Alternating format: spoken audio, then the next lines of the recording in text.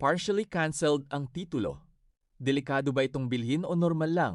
Ano ang ibig sabihin ng partially canceled na titulo? Ang partially canceled title ay nangangahulugan na bahagi lamang ng lupang sakop ng titulo ang naalis o nailipat, habang ang natitirang bahagi ay nananatili pa rin sa orihinal na titulo. Karaniwan itong nangyayari kapag may naibentang bahagi ng lupa at na-transfer na sa bagong may-ari.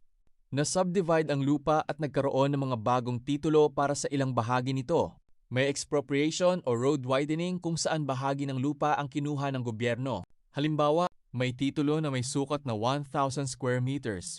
Naibenta ang 300 square meters. Nagkaroon ng bagong titulo para sa 300 square meters na iyon. Ang natitirang 700 square meters ay mananatili sa dating may-ari. Sa kasong ito, ang orihinal na titulo ay maaaring magkaroon ng annotation na partially canceled dahil hindi na nito sakop ang buong 1,000 square meters. Dapat ba itong ikabahala? Hindi naman agad, ngunit mahalagang alamin.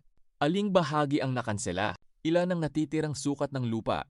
Kung may bagong titulo na na-issue para sa nakanselang bahagi, kung ang bahaging balak mong bilhin ay kasama sa natitirang sakop ng titulo, ano ang dapat hingin? Kung bibili ng lupa na may annotation na partially canceled, humingi ng certified true copy ng titulo mula sa Registry of Deeds, Subdivision Plan, Technical Description, Updated Tax Declaration. Tip: huwag umasa lamang sa photocopy ng titulo.